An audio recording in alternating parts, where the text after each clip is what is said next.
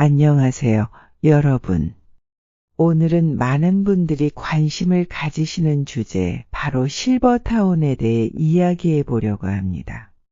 은퇴 후 편안하고 안정된 생활을 위해 실버타운을 고려하시는 분들이 많으실 텐데요. 하지만 실버타운이 무조건 좋은 선택은 아닙니다. 오늘은 실버타운이 노년층에게 안 좋은 이유 5가지에 대해 자세히 말씀드리겠습니다. 이 주제는 많은 사람들에게 공감을 얻을 수 있을 것이고, 어쩌면 우리 모두가 한 번쯤 생각해 봐야 할 문제일지도 모릅니다. 오늘 우리는 여러분의 인생의 여정을 더욱 풍요롭게 만들 수 있는 조언에 대해 자세히 알려드리겠습니다. 계속해서 좋은 삶의 지혜들을 얻고 싶다면 구독, 좋아요를 눌러주세요. 첫 번째, 높은 비용. 첫 번째 이유는 바로 높은 비용입니다. 실버타운에 들어가려면 상당한 초기 입주 비용이 필요하며 매달 지출되는 관리비도 만만치 않습니다. 많은 분들이 은퇴 후 고정 수입이 없거나 제한적인 상황에서 이러한 높은 비용을 감당하기가 어렵습니다. 김영자 할머니의 이야기를 들어볼까요? 실버타운에 들어가면 안정적이고 편리한 생활을 할 수 있을 거라고 생각했어요. 하지만 입주 비용이 너무 비싸서 결국 포기했어요. 그 돈으로 차라리 여행도 다니고 취미 생활을 즐기는 게 더 나을 것 같더라고요.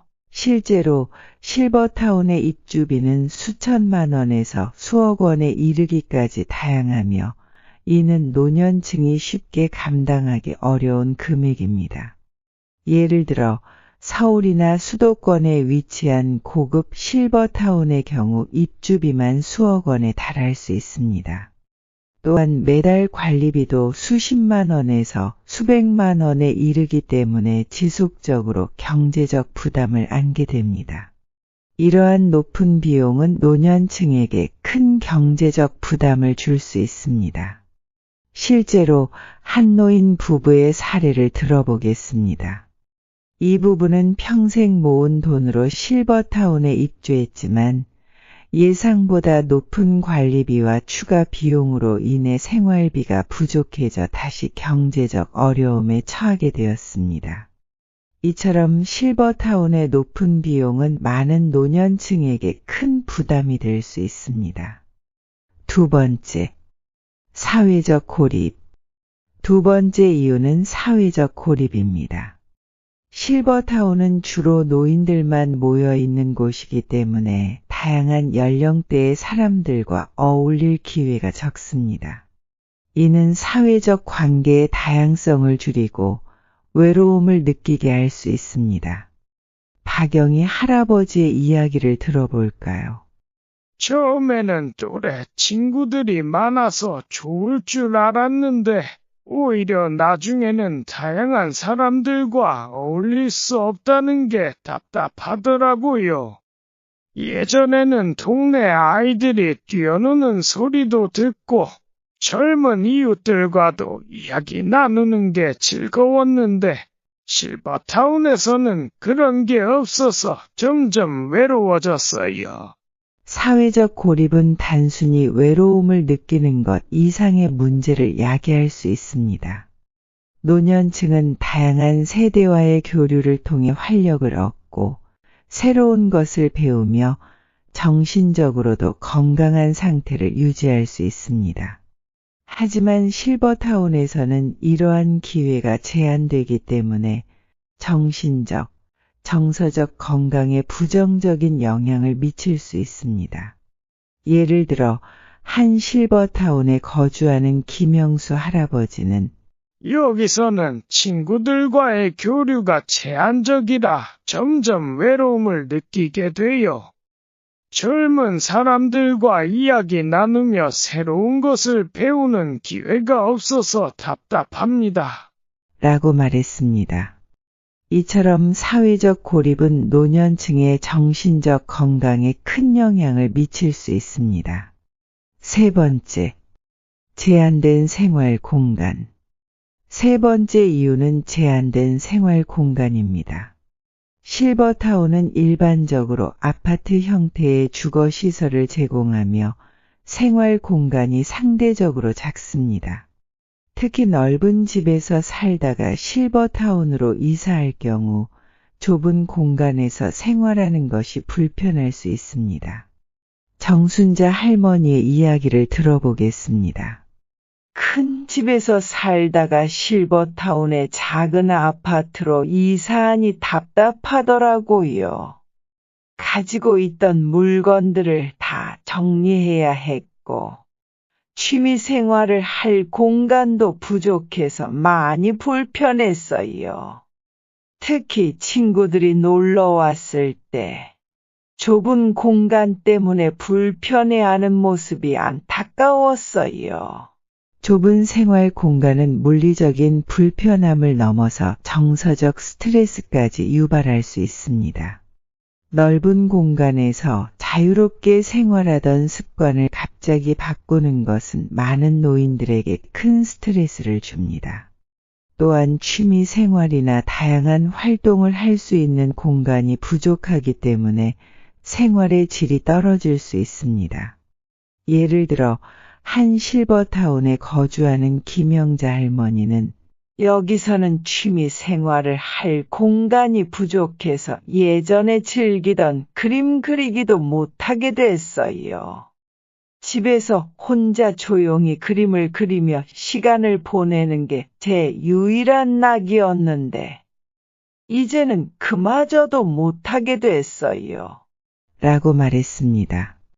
이처럼 제한된 생활 공간은 노년층의 생활의 질을 크게 저하시킬 수 있습니다. 네 번째, 일상생활의 단조로움. 네 번째 이유는 일상생활의 단조로움입니다. 실버타운은 주로 노인들을 위한 시설과 프로그램이 제공되지만 이는 시간이 지나면 단조롭고 반복적으로 느껴질 수 있습니다. 다양한 활동과 새로운 경험을 추구하기 어려운 환경일 수 있습니다. 최영자 할머니의 이야기를 들어볼까요? 처음에는 제공되는 프로그램들이 흥미로웠지만 시간이 지나니 다 비슷비슷하고 새로운 게 없더라고요. 매일 같은 일상을 반복하다 보니 지루함을 느꼈어요. 도시에 살 때는 다양한 활동을 할 수 있었는데 실버타운에서는 그런 게 많이 제한되어 있었어요. 일상생활의 단조로움은 노년층의 삶의 질을 크게 저하시킬 수 있습니다. 새로운 경험을 추구하고 다양한 활동을 통해 삶의 활력을 유지하는 것은 매우 중요합니다. 그러나 실버타운에서는 제공되는 프로그램이 제한적이기 때문에 반복적인 일상의 지루함을 느끼기 쉽습니다. 이러한 단조로움은 정신적인 건강에도 부정적인 영향을 미칠 수 있습니다. 예를 들어 한 실버타운에 거주하는 박영희 할머니는 처음에는 다양한 프로그램에 참여하면서 즐거웠지만 시간이 지나니 프로그램이 반복적이고 새로운 것이 없어서 지루해졌어요. 그래서 다시 도시에 나가서 친구들과 다양한 활동을 하고 싶어졌어요. 라고 말했습니다. 이처럼 일상생활의 단조로움은 노년층의 정신적 건강에 부정적인 영향을 미칠 수 있습니다. 다섯 번째, 긴급 상황 대처의 어려움. 다섯 번째 이유는 긴급 상황 대처의 어려움입니다. 실버타운은 노인들을 위한 시설이 잘 갖춰져 있지만 갑작스러운 건강 문제나 사고에 대해 빠르게 대응하는 데 한계가 있을 수 있습니다. 특히 실버타운이 외곽에 위치한 경우 응급 상황에서 병원까지의 접근성이 떨어질 수 있습니다. 김철수 할아버지의 이야기를 들어보겠습니다. 한 번 크게 다친 적이 있었는데 실버타운이 외곽에 있다 보니 응급차가 오는데 시간이 걸리더라고요. 그때 정말 무서웠어요. 도심에 살 때는 병원이 가까워서 안심이 됐는데, 여기서는 그런 점이 많이 불안해요. 긴급 상황 대처의 어려움은 노년층이 실버타운에서 생활할 때 큰 불안 요소가 될 수 있습니다. 건강 문제는 언제든지 발생할 수 있기 때문에 응급 상황에 빠르게 대처할 수 있는 환경이 매우 중요합니다. 그러나 실버타운이 외곽에 위치한 경우 이러한 긴급 상황에 대한 대처가 늦어질 수 있어 큰 위험이 따릅니다.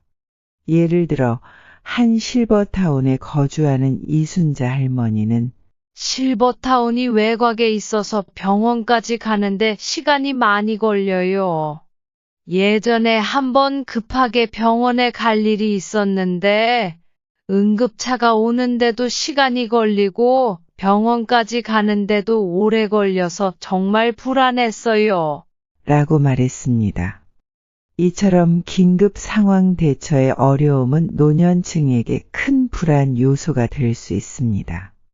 오늘은 이렇게 실버타운이 노년층에게 안 좋은 이유 5가지에 대해 이야기해 보았습니다.